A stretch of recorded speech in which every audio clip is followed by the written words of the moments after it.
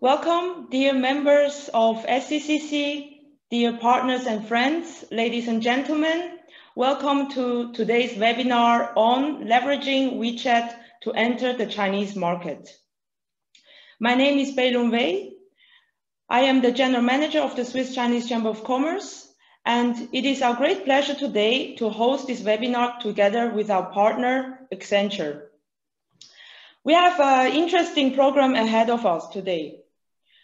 We have two experts on this topic. The first one will be Guido Greber from Accenture. He will give us an introduction on the Chinese digital ecosystem. And then from there, we dive into Tencent and more specifically into WeChat and how you can use it to engage, retain, and convert Chinese consumers. And for that, we have the honor to host our guest speaker, Enrico Plateo from Tencent, dialing straight from Milan. They will introduce themselves afterwards more in detail. Some logistics. This webinar is recorded so that you have the chance to rewatch it afterwards. The slides will not be publicly available, so make sure that you listen carefully. And please use the Q&A to place your questions, and we will address them at the end of the presentation. So, Guido, I hand over to you for the introduction into social commerce. Okay, thank you, Beilun. And again, thanks, Beilun and Swiss Chinese Chamber to host today's webinars. And good morning, everybody. It's a pleasure and an honor to be here. My name is Guido Greber. I'm the Technology Ambassador of Accenture's global program called China Bridge. Briefly about me, before joining Accenture 3 years ago, I have been building companies, brands, as well platforms in China and served various European companies in their journey to enter China successfully. And of course, by leveraging as well WeChat. And besides that, I need to commit or to confess, I'm also intensively use WeChat as a user inside and outside of China since several years. So let's have a quick look on the agenda. As just Beilun said, I give a very brief 10 minutes introduction about social commerce in China. And then I'm really pleased that Enrico is here and really can tell you about leverage WeChat into the Chinese market. And we really reserved, last time when we had the webinar, we ran a bit over time, but we really reserved 15 minutes at the end for Q&A. So we really hope that we have an open dialogue and can answer as much questions as possible. So we are looking forward to a very exciting hour with you in this webinar. So let's start on my part, introduction, social commerce. Can you just jump to the next slide, please? So if you look on the China social commerce landscape, which consists actually of four main ecosystems: Alibaba, Tencent, ByteDance, and Baidu. Each of these ecosystems have platforms for which they are most known for. But the ecosystem, of course, consists of more. We just show the most known here. Just for your information, if you don't understand MAU, which you see on WeChat and on TikTok, MAU actually stands for monthly active users and actually shows the size of the platforms. So for example, WeChat with 1.7 billion MAUs, monthly active users. Let's go on the next slide. Before the super apps existed, you had actually three different kinds or key types of platforms, which have been the norm. They either focused on content, e-commerce, or social. Now they are combining the three types, which you can see on the example of WeChat and Tmall.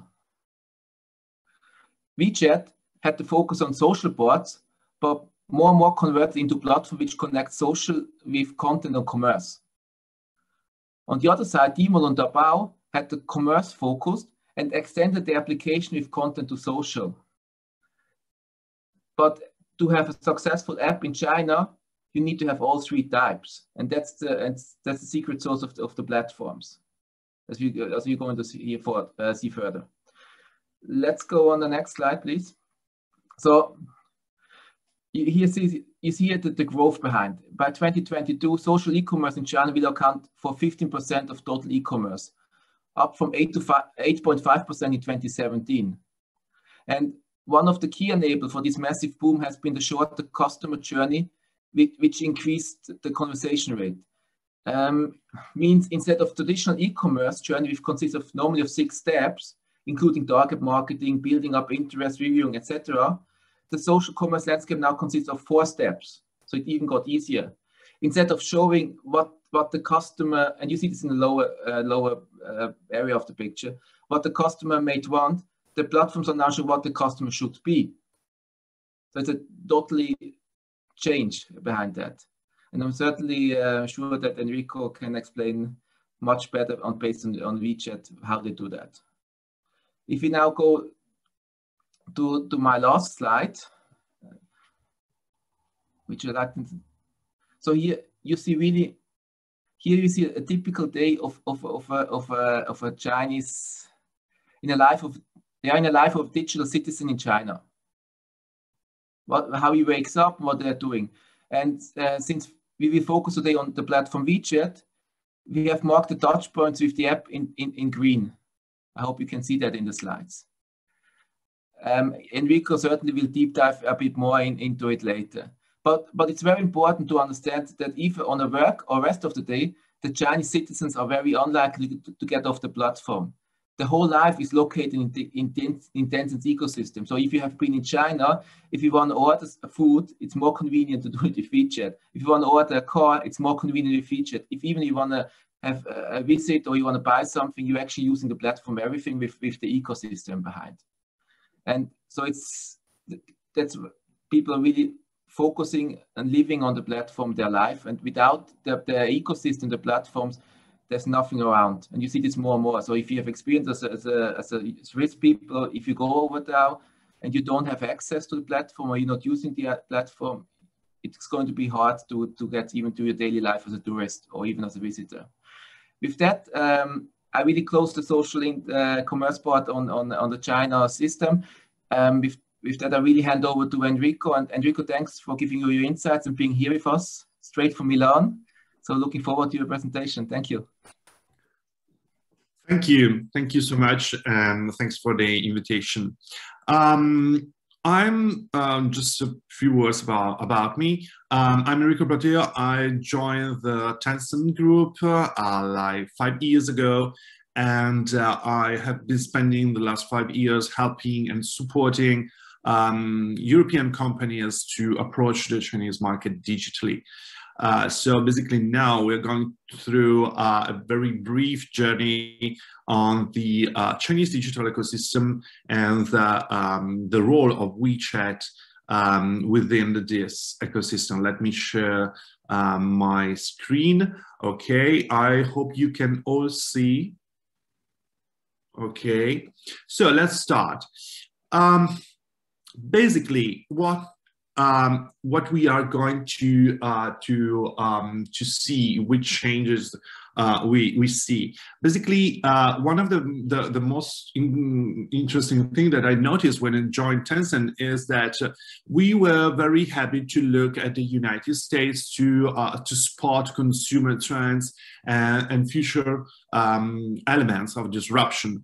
But actually, now we need to look on the other side, so to China, because the Chinese digital ecosystem has changed dramatically the landscape of the digital usage and also the life of all users in China.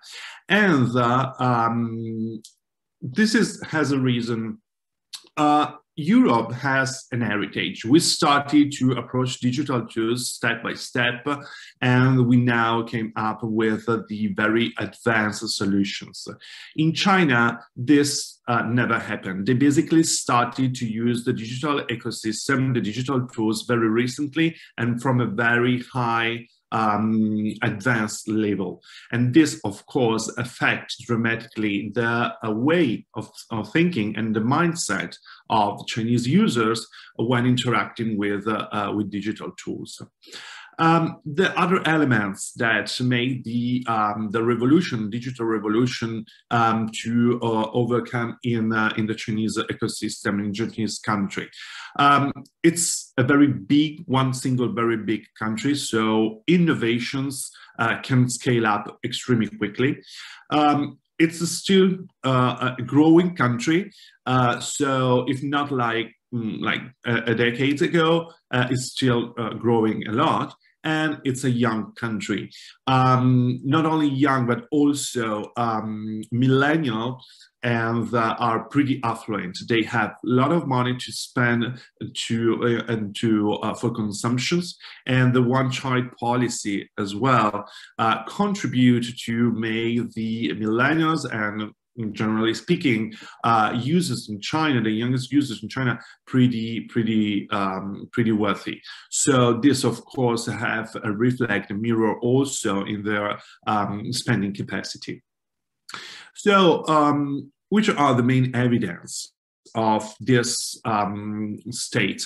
Basically, you can see here that 90% of the internet user connects directly from mobile, and instead of the desktop user that is mainly used for professional reasons.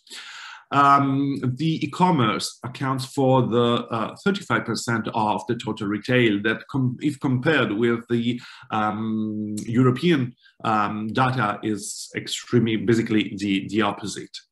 And then mobile payment as well in China is 100 times higher than in the United States. And we always think about the United States as the most advanced country in the world. And this, basically, as a consequence of this, digital champions are not only social media, but have the possibility to scale up and to grow enormously. And here you can see a very clear presentation of the difference between the Chinese Tencent giant and the rest of the world. So you can see that within the same company, we basically provide all kinds of functions and apps, and many of them are owned by Tencent and by other big giants in China.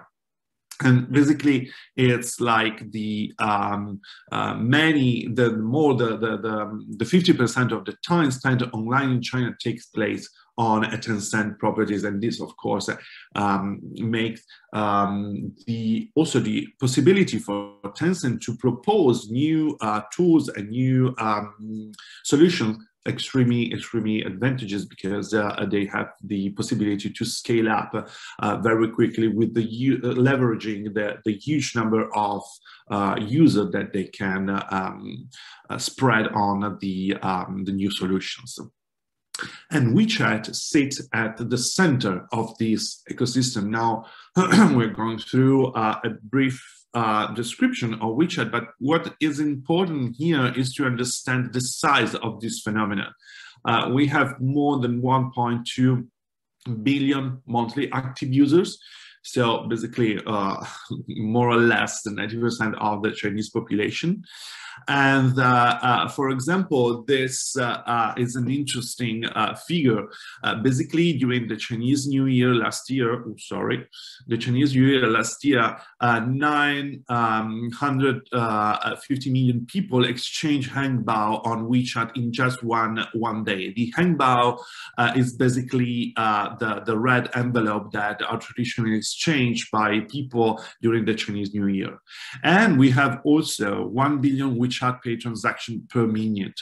It's pretty impressive. And what is very interesting is that WeChat payment is not only used by very smart people and sophisticated brands in a very high-end boutiques, but it's very hugely used everywhere. Here you can see also there is a homeless asking for money through WeChat, because it's much more convenient for him to have everything within his WeChat wallet, and as they can use it, as you can see also in the market stars, it's very easy to use WeChat basically everywhere, and this makes a very huge difference compared to the Western countries, where wallets online are still seen as a very sophisticated tools for payments.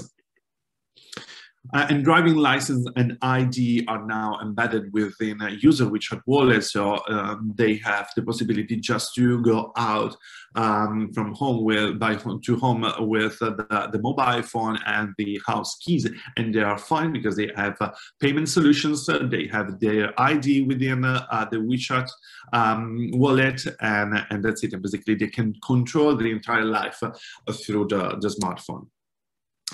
So let's see now some features and some how the users interact with WeChat, because it's very important here to understand how the user interact with WeChat, to understand then in turn how to leverage WeChat to approach the users properly.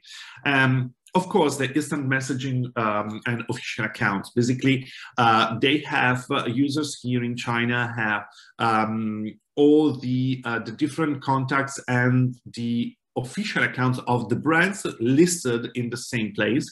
So, and this is very important because they have the same level of attention, personal contacts and brands official account. Channels, it's another very popular function of WeChat. It's basically like TikTok, if we can compare it with another channel. And so basically, everyone can share short video with others, with all his friends network. And then Moments news feed.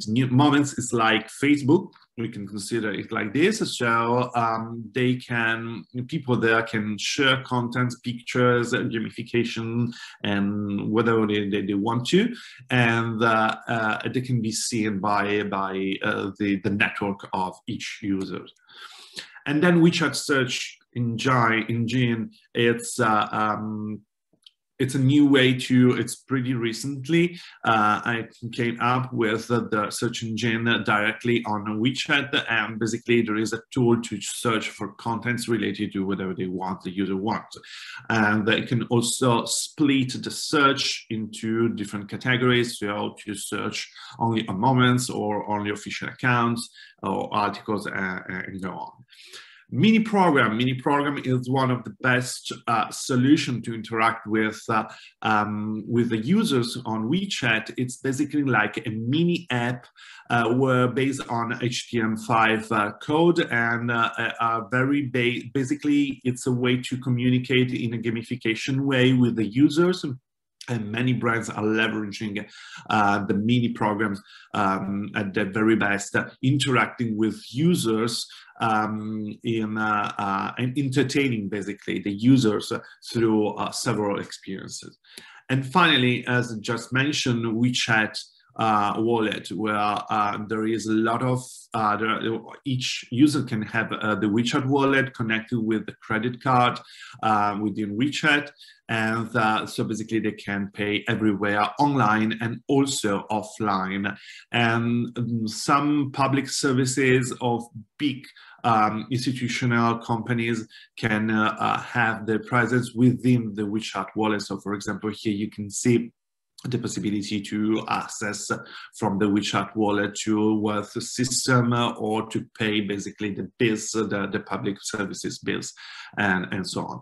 And these are the main functions that the users interact usually with WeChat every day. As Guido showed us, you saw how often the users in China access WeChat during the day, and these are some of the reasons why they're doing so. They are leveraging WeChat so hugely. Now, how to leverage the WeChat ecosystem? So basically, let's start from the very beginning. The creation of the brand assets online and offline. So basically, once a brand has an online or an offline store, first of all, if they have it, they can connect also with the official account and with a mini program, and they can build a circle journey among all these brand assets. So basically here I have some example. Here we have the official account. As you can see, I already mentioned about the fact that each official account is listed within the personal contact of the user, so that the attention is pretty high.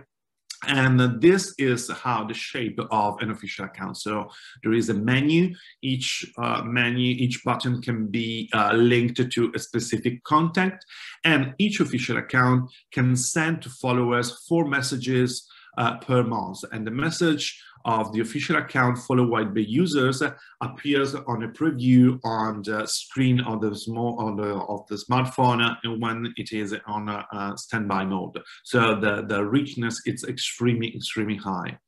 And then also they can use the chat to interact directly with the brand. And this is a very important function because the users are habit in China to interact usually with the brands. It's like a customer care basically, and they can ask information about the brand, stores, and so on. And of course, then there is a possibility to integrate many functions within the official account. So to link the official account with the legacy system of the company to offer a better experience to the followers of the official account. The mini program, as I mentioned earlier, it's a low memory mobile application embedded within WeChat. And we have seen that consumption of users of mini program are extremely high. So basically, users are very willing to interact with the mini program also with in terms of e-commerce experiences. And here you have a very brief split of the willingness to consumption potential of the users following mini programs, and this is one of the most interesting tools to interact with the mini program.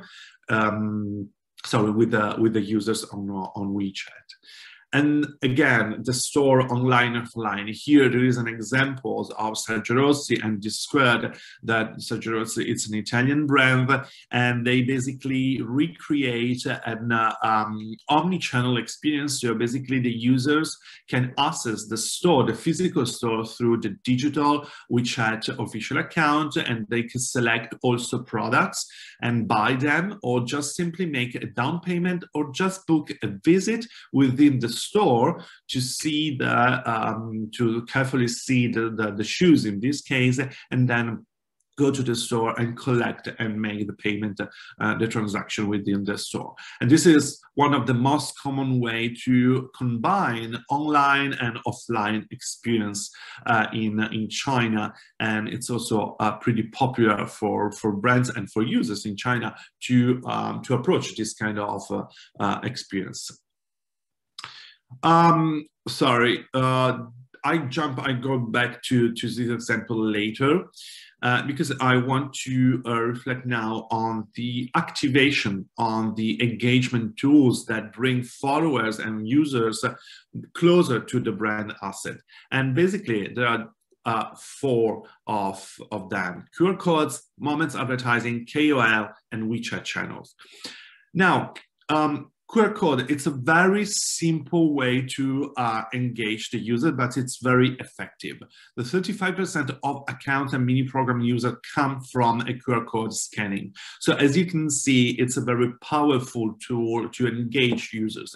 And this is online, but also offline. It's very common in China when someone passes through the shop window to scan the QR code if there is a QR code exposure displayed on the windows. And of course, then it is a very effective way to interact and to acquire new followers and new users for mini programs and for experiences linked to e-commerce and so on. The second one is advertising. Advertising on Moments, of course, it's one of the most effective way to engage users on WeChat. But what is extremely important here to remember is that it must be seen as a service. Also, the advertising should be interesting, should be useful, and the user not consider content that they don't like, they're not amusing, they're not interesting, and that's why we tend to use the word advertainment, because we have to think about advertising as something to entertain the user and to link the display advertising to something special for the user that can enrich their experience within WeChat.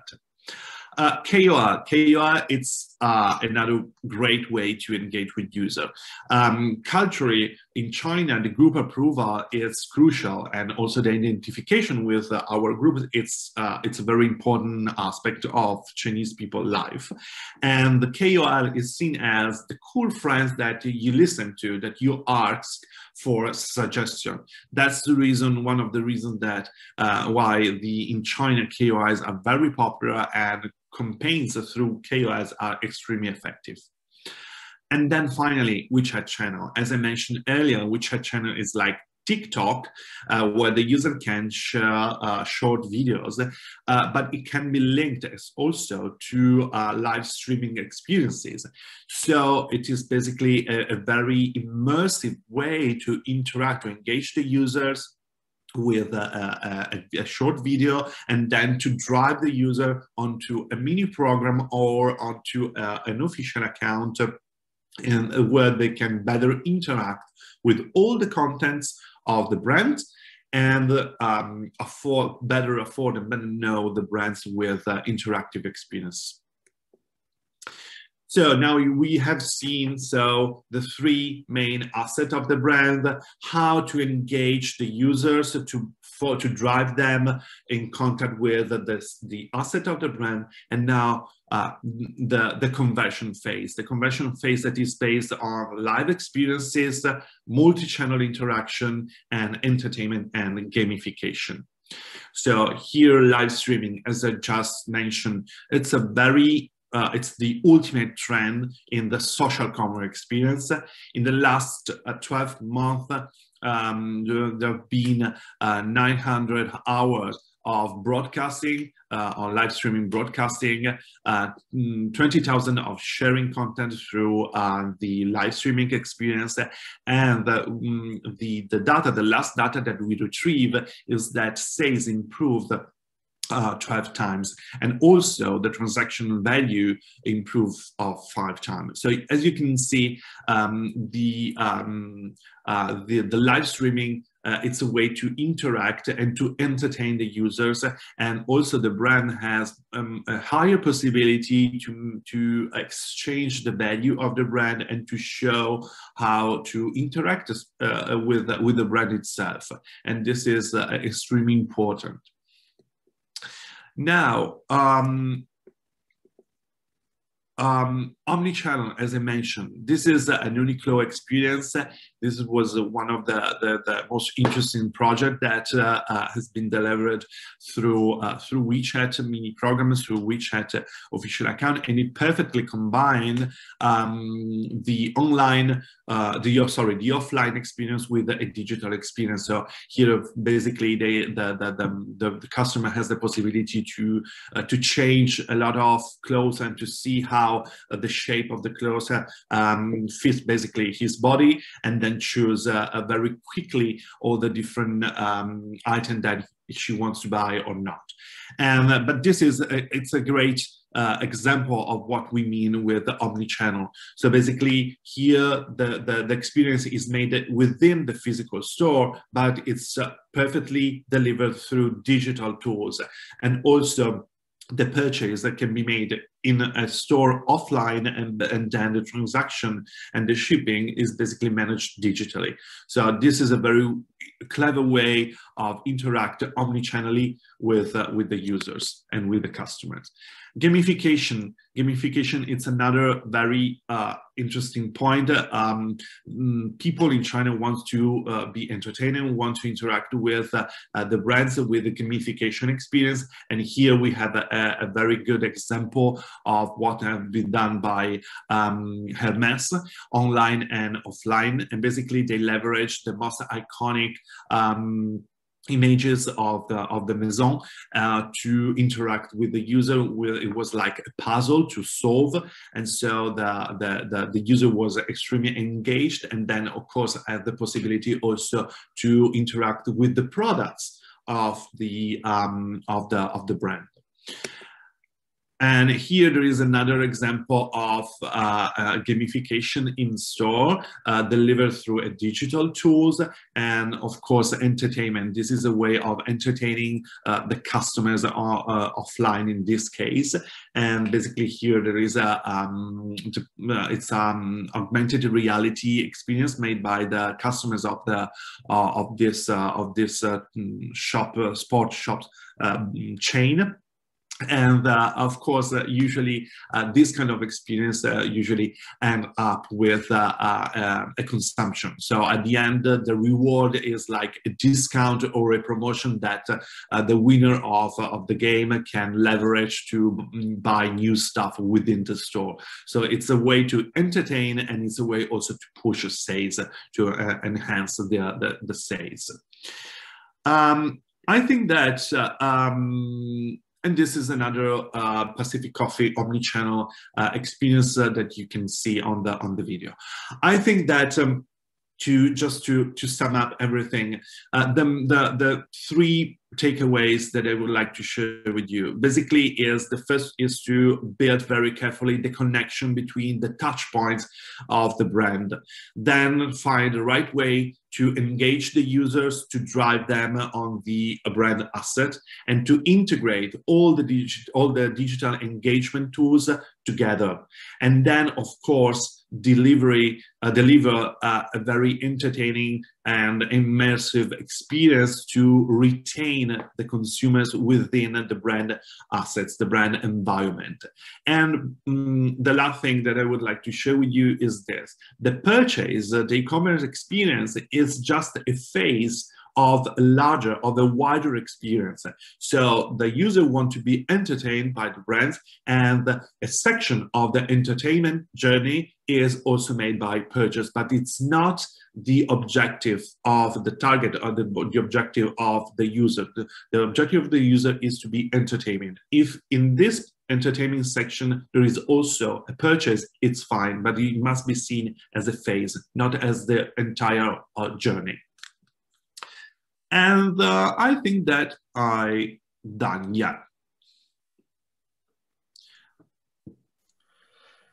Good. Thank you, Enrico. Very interesting always to see the presentation. Especially, I think what's very fantastic how WeChat enables the off and online world and to connect the both worlds. It's always stunning to see that. Especially, I mean, it has been grown over the years, and yeah, actually, we only got the first few questions in it, and there's one question that I received from several guests, listeners today. It's about how actually a foreigner can pay with WeChat if they don't have a Chinese bank account or Chinese credit card. How to do it, and if not, if there's any workaround. Well, no, basically for user side, there is no possibility here in Europe, outside China, basically, to activate a WeChat payment for the user. The user needs a bank account, a Chinese bank account, or a Chinese credit card to activate the WeChat wallet. Even if it's also possible, there is a small workaround. Basically, I don't have any credit card, Chinese credit card, but when I go to China, I give cash to some friends in China, and he top up my my wallet on WeChat, so I have money on the WeChat wallet that I can spend everywhere in China. This is a turnaround, a workaround, sorry. But of course, a company can activate WeChat Pay.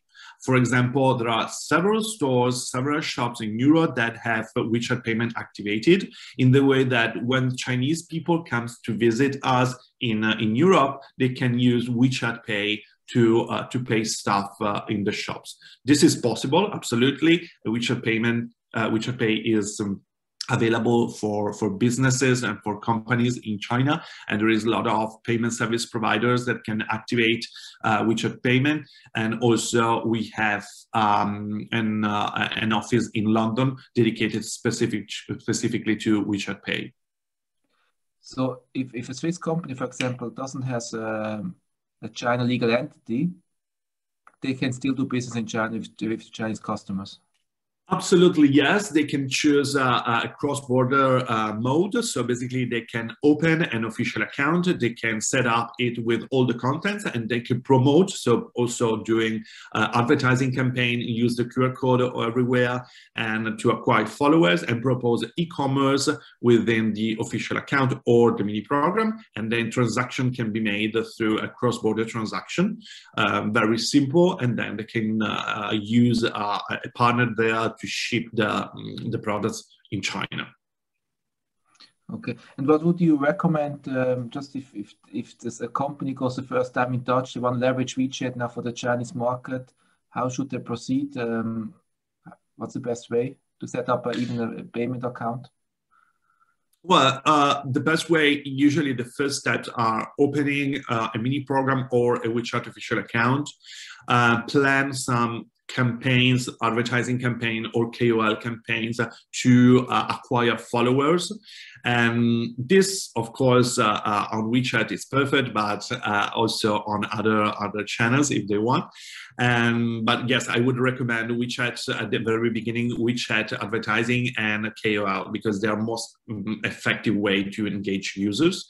And then they can set up a WeChat store. We have very easy tools to set up a store, and then they can start and activate WeChat payment. I think that these are the three main steps, the first step they can leverage, and also the investment required to do so, it's not that high. It's pretty low. I mean, low. It's not a million investment requirement. You don't need to have your own platform, but yeah, I think exactly. It's also better to start step by step in small steps, just to learn. Maybe not go for all the functions. Maybe start with one or two functions and then increase on that one. No? Definitely, yeah, absolutely. Also to see the answer of the market, to understand what works better. So make some trial at the beginning, providing different options of the products in the way that they can understand which is the best, thanks by the users in China. Yeah, and also I think I also saw very successfully Swiss watch brands having a KOL in China, which gives them a massive boost over there. So definitely, yeah, KOL are pretty important, especially for a brand at the beginning, because the endorsement provided by the KOL on a brand is it's pretty high. Just maybe for everybody, what's KOL mean? I think you didn't translate that one. No, it's KOL. It's key opinion leader. So, like a brand ambassador in the Western world, I would say, yeah? Yeah, exactly. Well, it's the most general way to define influencer, key consumer leaders, because we also have consumer leaders. So basically people that try a lot of products and then suggest which is the best and so on. So we have, in China, there's a lot of different, we split basically this environment into baskets, but the most general way to define them is KOL. Okay, cool, perfect. There's two more questions about this. Like one is about IP trademark protection on WeChat. So yes, the API. No, not the API, IP, intellectual property. Well, basically the most effective way to protect the brand is to register, to record the brand in China. But it's also true that once that you open an official account with your brand and you provide all the documents to have the verification official account, you can prove that your account is the original one and that you have all the rights to use the product. If someone stole the content, you can notify this to WeChat, and you can ask also to your followers to do that in the way to protect. And you can then ask to WeChat or to Tencent to have a look to that specific official account. And if something is not correctly delivered or showed within that official account, you can ask to close the official account. And of course, we can do that after verification of the case. And it just there's a question about language, but maybe before I go in this general about the applications, but if I'm a Swiss company, so I need to deal then with a Chinese customer care tag if I go on such intellectual property, or do they have English speaking people taking care of me when I don't have anybody there representing me on the ground in China? Well, in terms of intellectual property, there is a lot of international companies, lawyer companies that can provide this kind of services. I mean, there is a lot of in UK, in France, I guess also in Switzerland. And of course, when you have to interact with China, you need someone speaking in Chinese. Also the contents within all the different channels on WeChat, but not only on Tencent ecosystem, but also on other TikTok or I don't know, Alibaba platforms. You need to talk with Chinese people in Chinese. So it's not only a matter of documents and registration of the intellectual property, but it's also in terms of talking in Chinese with people. So definitely you need someone helping you. If you don't have resources inside your company, there is also a lot of consultants company and marketing agencies that are focusing especially in helping the European companies to approach the Chinese market properly, and we work with a lot of them. Without the commercial one, it's the other side of the conversation here.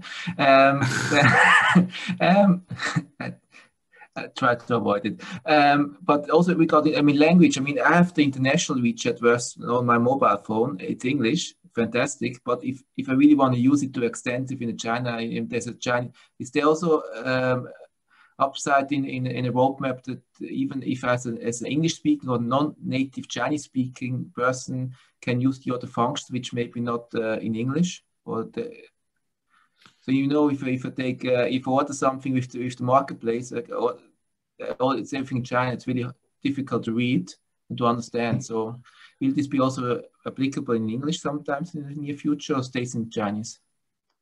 Well, the main functions of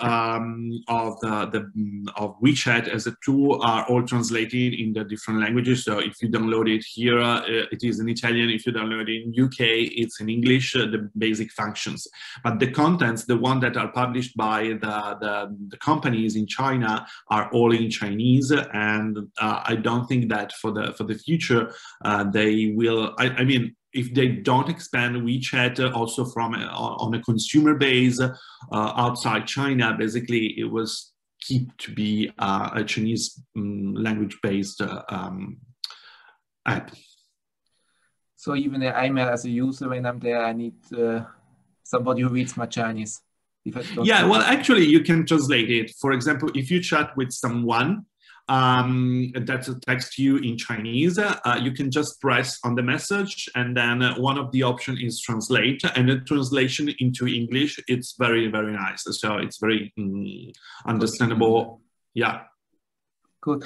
It's interesting. There's some really good questions coming in, Enrico. So let's go ahead. We have time, and let's really make the best of the time we have. There's also if everyone does marketing via WeChat offered possibility, how can they stand out without any significant? So let's maybe rephrase it. How I can use WeChat without making a significant investment? I think you touched a little bit before, but yeah, well, it depends what you mean by significant. I mean, of course, to when you open a new channel to interact with a new market, you need to be ready to make investment, not only in terms of money, but also in terms of resources.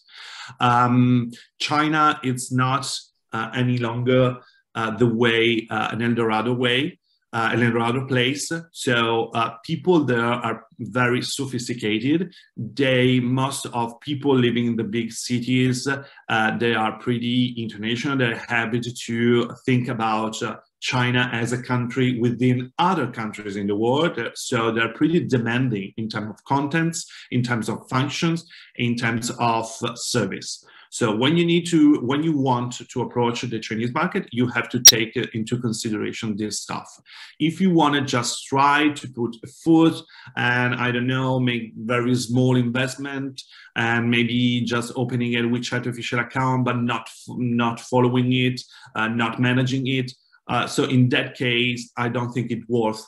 If you want to approach China, you have to decide to do it and to plan it carefully, and I think at least in a 3 years first approach. I mean, the first approach must consider a 3-year plan at least. That's quite similar what we do with social medias in Europe. Huh? Exactly.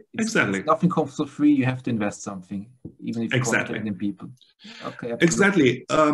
If this is a new approach we are seeing pretty much in Europe. Basically, if companies, a single one, doesn't have enough money to invest to approach a Chinese market, they can put together resources from a group of companies. For example, in France, the wine sector, the wine industry, put together all the investment they were able to provide, and they create a brand, the brand of French wine. So they didn't approach the Chinese market single way, but they put together and they approached the market all together, proposing like the French wine brand, and this worked a lot in China, and this is the right way to approach the market if you don't have the enough resources to approach it properly. So that's a very good silver bullet to achieve something in China. And I heard about the story. It's quite impressive, yes, with the French wine, put them together. There's also about shipment. I mean, if I'm not in China already doing business loan or legal entity, is there a way that I can work with a bonded warehouse to get my shipment ready if I sell on the Chinese market? If this means, or how should I handle this? Well, it depends. I mean, for example, here the point is that Chinese people are pretty happy to have everything very quickly delivered at home. But it depends. For example, if we are talking about luxury items, luxury goods, in that case, the willingness to wait for a product, it's much higher.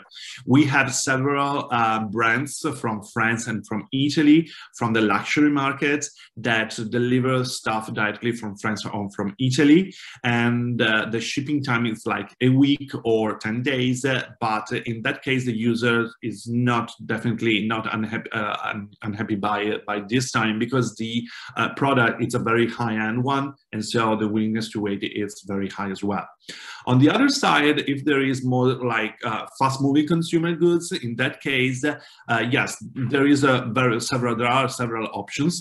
They can have a stock, for example, on Hong Kong, just on the free trade zone, and then every time that they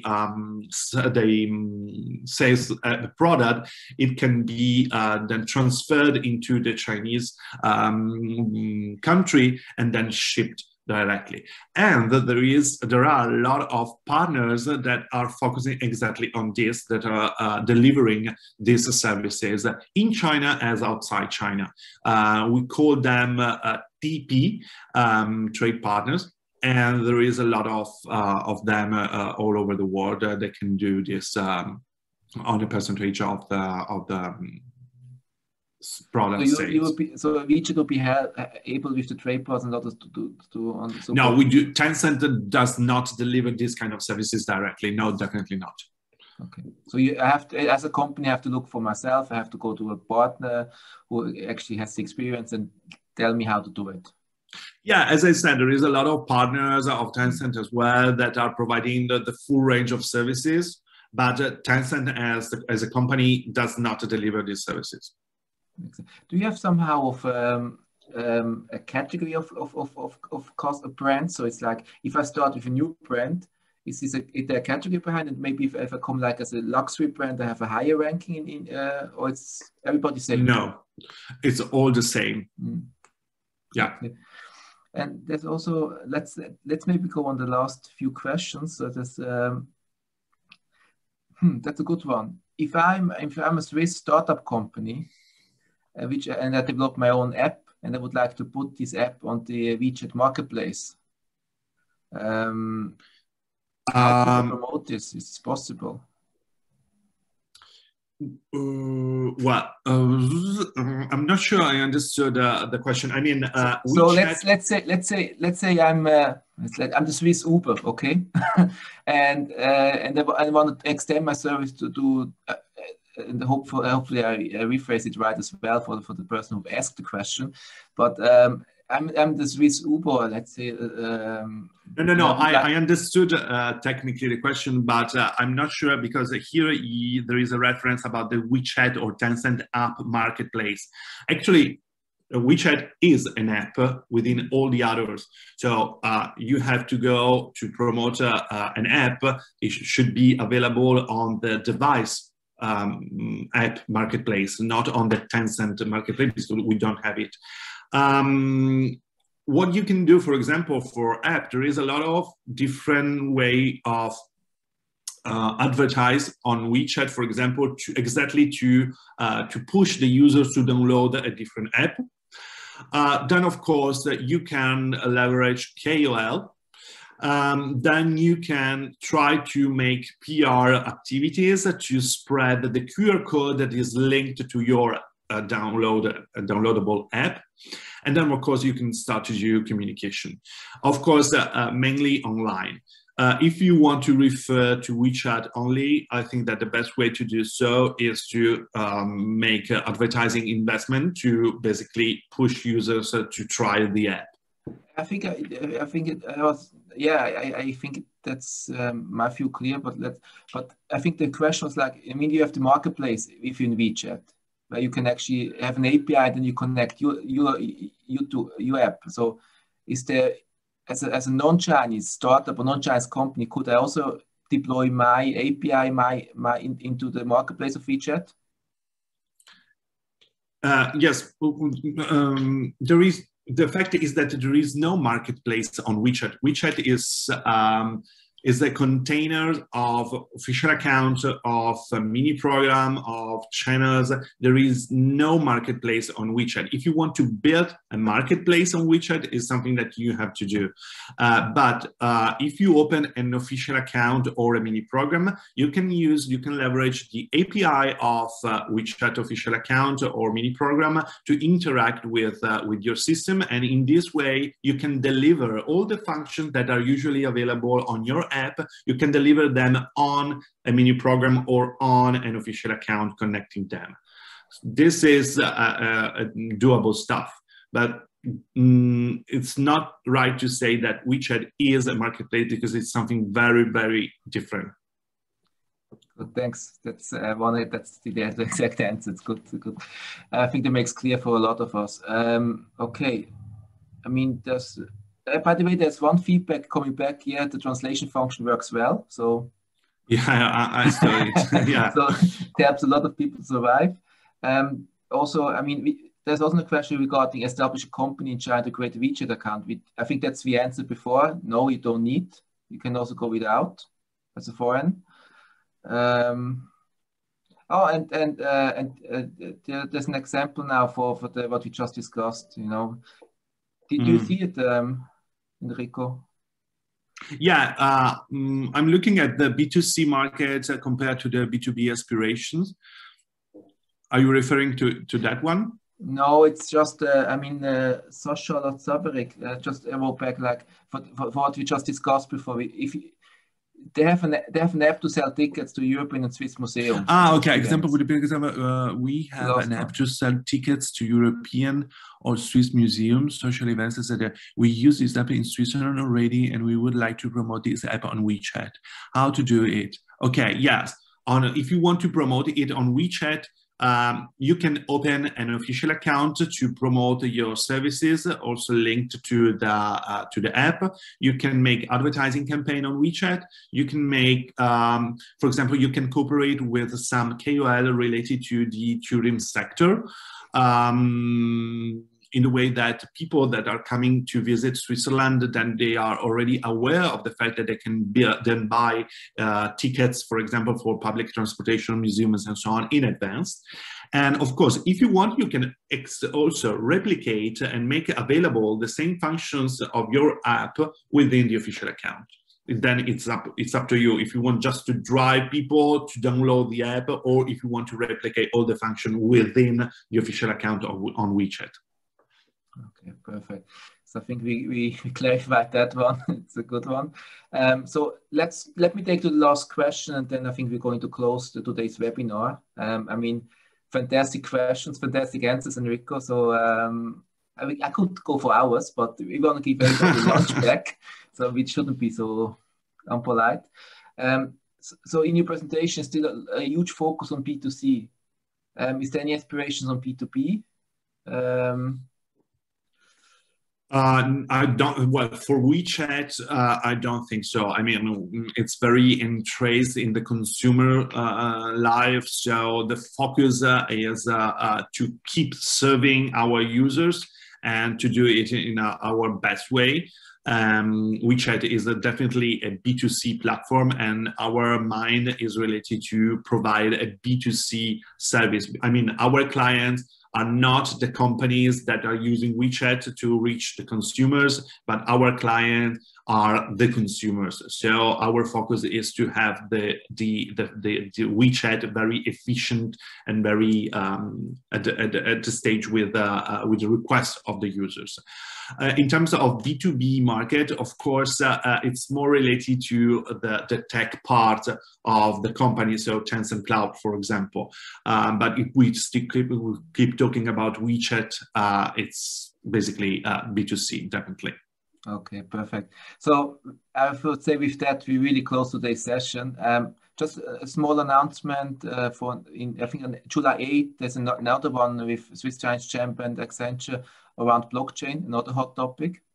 But otherwise, Enrico, many thanks. My pleasure, really. I enjoyed. I hope the audience also enjoyed that one. We try to keep it interactive. Even we both have been talking only, but that's new style of interactive. Go on WeChat, experience WeChat, try out WeChat, come to us. We have our contacts even from Enrico and myself in the presentation. It will be shared afterwards by the Swiss Chinese Chamber team. We are here. We are happy to assist you on any questions. So just make use of it. Normally you send in the contact and nobody comes back to you. So please do so. We are here. We just can you offer that one. With that, I would really wish you a wonderful lunchtime, hopefully, and a wonderful remaining day. And thank you for your time and to be here with us. Bye-bye. Thank you. Bye. Bye-bye.